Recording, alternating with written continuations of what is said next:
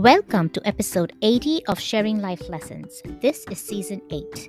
We are one spirit, one soul, and together we are creating a library of stories and life lessons. I am your host, Hamidah, and I want to bring you stories because stories matter, stories inspire, stories teach, and stories heal.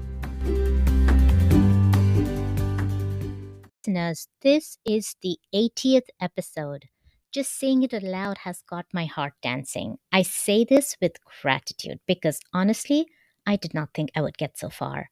I want to thank my listeners, my monthly subscribers who truly support the creation of this podcast, and to all the guests who gave generously of their time, personal stories, and their life lessons. For those who want to become monthly subscribers, please check the show notes for details. I would like to open today's special episode with the Serenity Prayer that was written in the 1800s because our guest for today is a true example of its application. And when you listen to what she has to say, you will know why. The prayer is, Dear God, grant me the serenity to accept the things I cannot change, courage to change the things I can, and wisdom to know the difference. Selected as one of the most influential negotiation professionals globally, our guest for today is a professional negotiator, trainer, and inspirational speaker. In her podcast, Life Negotiations, she shares negotiation skills to help people resolve conflicts peacefully. And it is important to note that she is also a mother. Everyone, please join me in welcoming Lousin Mehrabi. Hello, Lucin. Welcome to Sharing Life Lessons. It is wonderful to have you on the show. Just so that the listeners know, I have been trying to get Lucin to be my guest for quite a bit. So I am very happy that we are able to talk today. Lucin, can you please start us off by telling us something about yourself? Sure. Thank you for having me. Sorry for the calendar issues. It's so packed 3-4 months in advance, and I'm happy we managed to squeeze this in now. So yeah, my name is Lousin Mehrabi. I am a professional negotiator. I'm based in Dubai. I have 2 children, and my work consists of helping companies through high-stake negotiations. And before this, I spent 15 years in finance on trading floors in France. I've lived in the Netherlands. Tell me, what do you want to know? So, listen, you and I have the same background. I have worked in the financial institutions for over 20 years, and I have some really good war stories to tell about the 2008 financial crisis, which I'm sure you have as well. Yeah, I was on the trading floors as well. Well, there you go. Another podcast with you on that. Because we've learned a lot of lessons from that crisis. But without digressing, tell us your story. I can't wait to hear your story. And I know it is about your son. The story about my son. Oh, yeah, yeah. Yes. Okay, so as I said, I was working in finance. My son was born. Everything was fine. And then well, it wasn't fine. I mean, the delivery was a catastrophe. He had trouble getting out, so they had to assist in his birth. And once he did get out, he wasn't breathing properly. He wasn't responding. And therefore, they rushed him into the intensive care, where he was put in coma for 5 days. And when he was out of coma, I spent another 5 days with him in the hospital to just make sure that he was okay. And then we went home and everything seemed okay. But you have this mother instinct telling me something is wrong with him, but I didn't know what. And we did all the medical checkups and everything seemed normal. And he had all his vaccinations and responding with, high fever and that kind of stuff, which I was always told was normal. So we continue like this in life. And I just had this gut feeling that something is wrong with him. And I was always thinking that there was a link with the period in coma. Maybe his brain was affected. He had a very difficult behavior issues. But again, doctors always told me he's fine, he's fine, he's fine. Until he was about 5 years old, I kept knocking on doors of different doctors saying, can you just make sure he's okay? I knew there was something without knowing what. Yeah. And then finally a neurologist took us seriously, and she did a long list of tests with him, and she told us there is something wrong with him, but I can't tell you what. There are different scenarios, and a worst case would be a muscular dystrophy for which there is no cure. So we started doing a lot of other tests, biopsy, that kind of things. I think that was the worst period when you don't know. And I was going through hope and despair and everything in between, hoping that it wouldn't be that. And I was negotiating with God a lot in that period, saying, please, please, not muscular dystrophy. Please give me something else. Give him a disease for which there is a cure. Give me the disease. I even remember I told God, if you make sure that he doesn't have a disease for which there is no cure, I promise you, I'll stop my work and I'll start working for an NGO for the rest of my life for free. I can't wait to hear whether God listened to that or not. Well, unfortunately, he didn't. I didn't find an agreement in that negotiation because, yeah, unfortunately, the diagnosis came June 2017, and it was muscular dystrophy. It's a Duchenne muscular dystrophy, meaning his muscles are slowly breaking down. There's no cure yet. When the heart gives up, that's when the patients die. It's 100% fatal. Nobody has ever become very old with this disease, and life expectancy is somewhere around 25 at the moment. How so old he's was he 10 when now. and how old was he when you found out? It was a few days after his 6th birthday. So he was 6. Now he's 10. And yeah, his heart can give up. And of course, I'm in all these Facebook groups with other moms and dads of Duchenne children. And every day I see a message coming by, rest in peace, this boy, and rest in peace, that child. And the ages are anywhere between 10 and 30. So you just don't know how long you have. How do you even get yourself prepared for an event like this, Lousin? I'm a mother of two. Thankfully, my kids have grown up now, but I know this is such a wonderful age. 10 is such a sweet age. But just to know that it could be any day, any month, any year. Yeah. You don't prepare for it because you don't. I mean, obviously, every parent that wants a child never thinks that the child might be severely handicapped. It's just something you think that only happens to others until it happens to you. And also, I'm not a carrier of the disease. So this is really something that can literally happen to anybody. Anyone can have a child with Duchenne muscular dystrophy. And of course, you're never prepared for something like that. And then when it hits you, how do you deal with it? Well, the best we can. The day we got the diagnosis, 9th of June, that evening, I told my husband we were living in a suburb of Paris that is a very hilly village. So it's up and down and up and down. And I told my husband, I said, listen, in a few years, he will be in a wheelchair. And Paris is impossible in a wheelchair. I couldn't even get around with the buggy for the child when they were babies. I said, it's impossible. We can't live here. We have to go somewhere else. And I thought about moving to the Netherlands, where I'm from, because the Netherlands is very flat. But then I told him, I said, you know what? We have absolutely no control, no influence on how long he will live. So we have to go all in on his quality of life. No, we can't influence the quantity. Let's go all in on quality. Let's give him the best life possible. And that's when the idea came of, why don't we move to Dubai? And he said, Dubai, are you out of your mind? What are you going to do in Dubai? I said, listen, it's warm weather. There are beaches, there are pools everywhere. We can do aqua therapy with him in the water. We can, just create memories and do all this fun stuff and go to Ferrari World and I don't know, whatever a young boy likes. And in the beginning, he thought I was crazy, and maybe I was, but I was quite sure of this intuition that told me go to Dubai and give him a fantastic life, no matter how long you have. And of course, our family thought that I was crazy too, but doesn't matter. 3 months later, we were in Dubai. We put him and his sister, because I also have a younger daughter, in the best school that we could find. It's a Swiss school. It's 1 week in French, 1 week in English. And the idea was just we go there as long as we can afford it, or as long as he walks. And when he starts using a wheelchair, we can still move to the Netherlands. We'll see. And that was 4 years ago. And I can tell you this, 3 months ago, we bought our house here. So we're staying. We're so happy here. I love the UAE. I launched my career as a professional negotiator and trainer, and it's skyrocketed. My husband's work is going well now, and the kids are happy. I'm so happy that I listened to that intuition that rationally didn't make sense. But yeah, here we are. Listen, in many of my episodes before, we have talked about intuition. In fact, I think it was episode number 46 where I had an intuition coach who teaches you how to get aware of your intuition and listen to it. And she said it's something like a tap on the shoulder. It's when you're not going the right way, as a parent, you tap your kid on the shoulder and say, hey, it's not this way, it's that way. And few, she said, actually know how to listen to it. So I feel like gratitude right there that you even were aware of it and knew how to listen to your intuition. Well, it's looking back. When I was in the moment, I didn't know that was called intuition or what I was doing. I mean, I'm from a finance background, so naturally I'm very rational, analytical.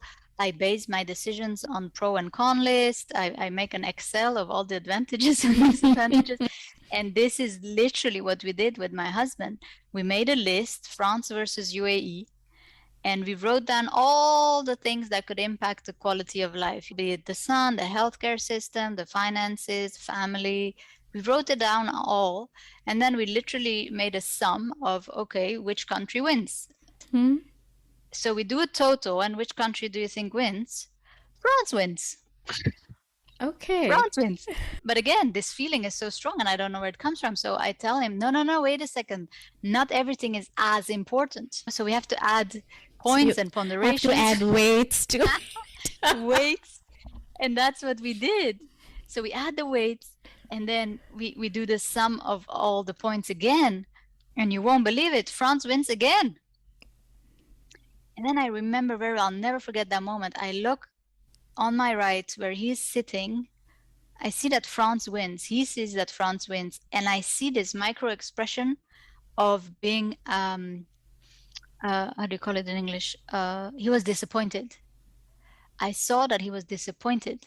Okay. And I tell him, are you disappointed because France won? And he said, yeah, I don't know why. I said, because you want to go. I want to go too. Let's just go. It doesn't matter. It doesn't matter. Forget about the numbers. We're going. and we decided to go and look at it here. I mean, the first year was super difficult, but now it's the fourth year. We love it here. Again, we just invested in a house. We're completely renovating it, making it accessible. We installed a lift. We're putting ramps in. We're just going to make it the very accessible house and create fantastic memories with him again, as long as we have.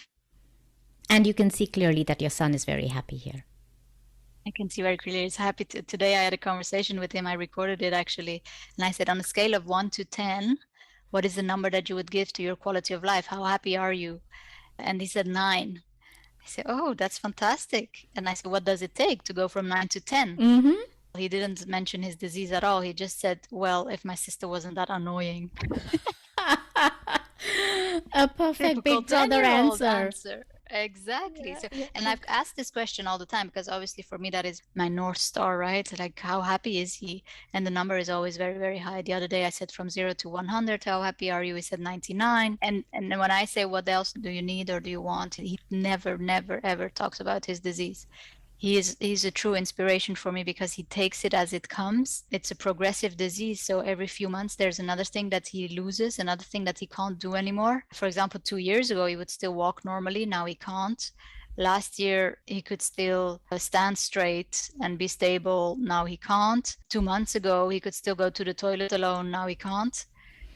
That's how fast this disease goes. And he just accepts every phase of it, just as if, okay, this is the new, and here we go. That is such an amazing attitude. It really is. It's so impressive. We adults can learn so much from that, right? He just accepts what is very, very quickly. I think he should be my next guest. He should be.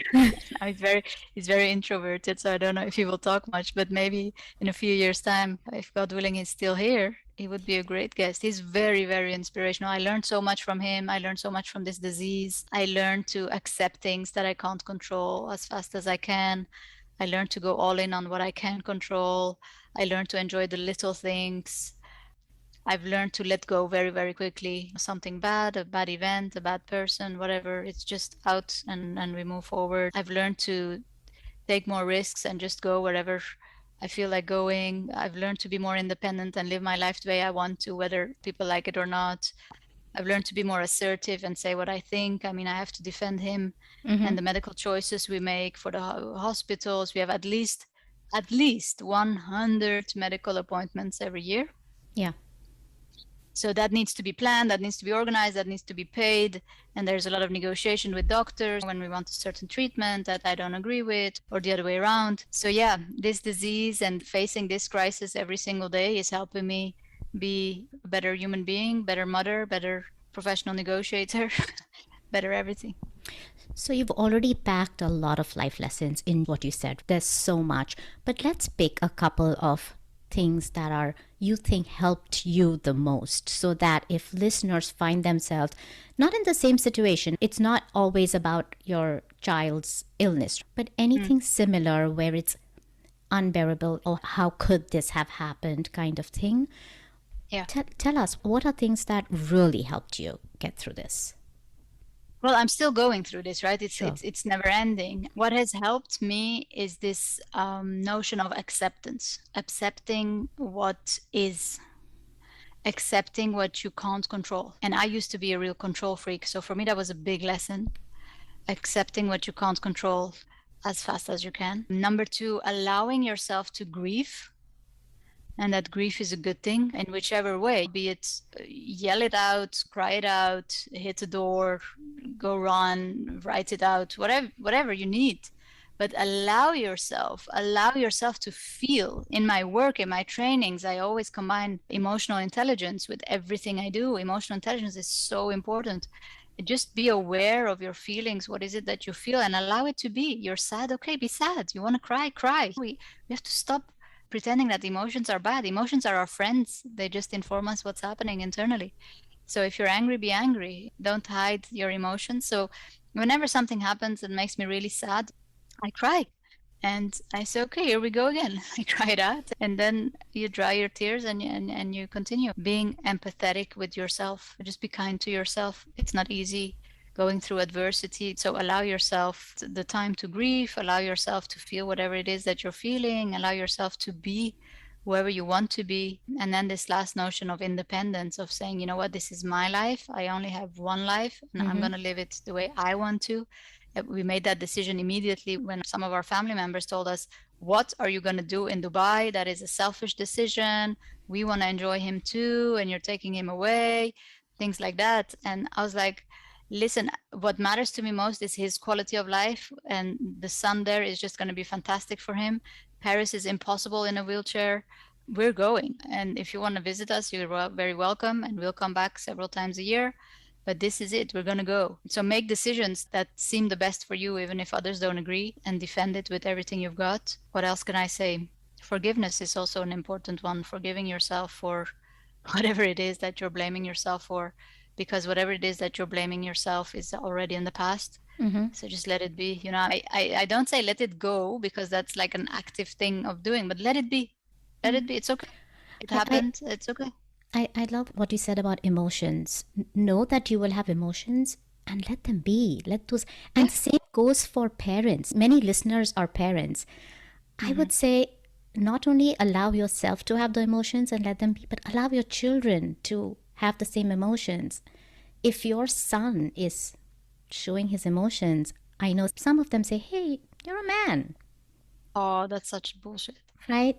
Yeah, we have to learn to make friends with our emotions. We have to know that they're here to protect us. It's very simple. Our thinking brain, the neocortex, has been developed the last. Before, we didn't have them at all. We were all based on emotions and instinct. Now, emotions are a physiological reaction of our body telling us what's happening.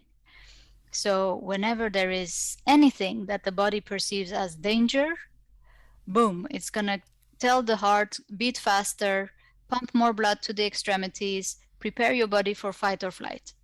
So it's there to help you. And if you let it be, do you know how long an emotion rushes through the body, like the physiological reaction, how long that is?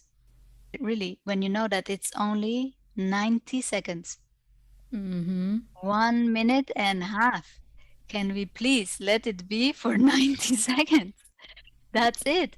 But we're so afraid of it, and we were never taught how to deal with it, that before that 90 seconds, we start judging it. Your child falls on the ground, is crying because it's sad or it has pain, and you telling it, oh, it's fine, it's fine, it's fine, stop crying, Suck it's it gonna up. cry more. Mm-hmm. Suck it up, exactly. It's gonna cry more. Tell your child whatever it is that you perceive. Ah, you fell, did that hurt? Yes. With that yes, the recognition is there, the emotion comes out, and you connect to the thinking brain. Mm-hmm. The tears will stop faster. Allow it to be. Let's stop being afraid of emotions.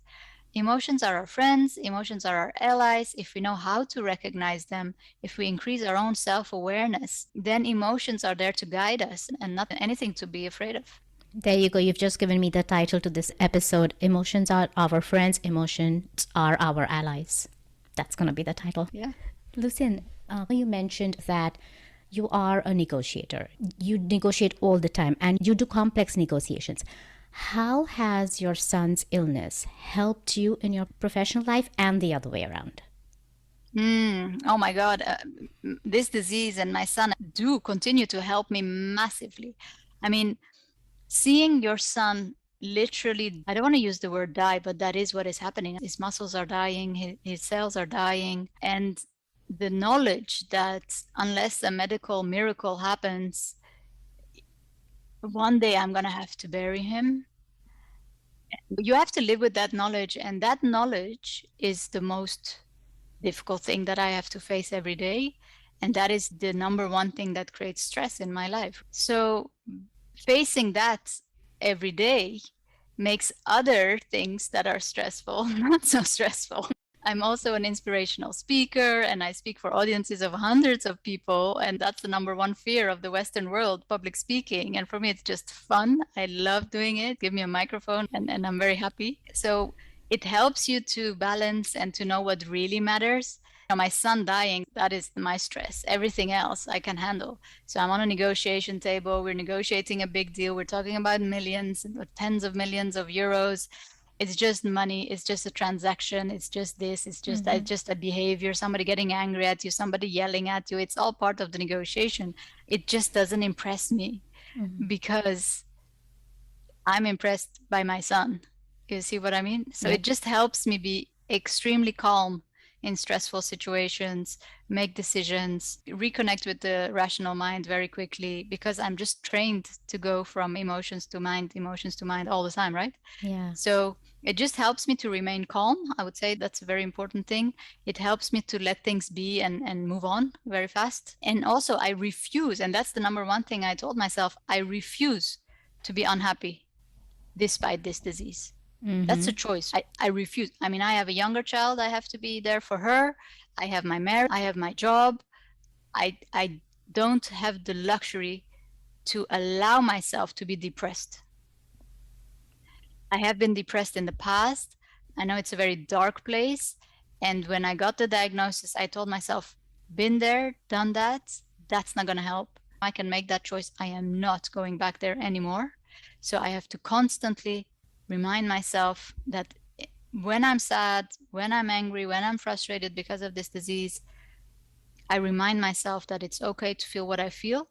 And as I always tell my clients as well, it's okay to be down. It's not okay to stay down. I love that. It's okay to be down, but it's not okay to stay down. Pull yourself up and move on. Yeah, I would love to continue our conversation. This is so heartwarming.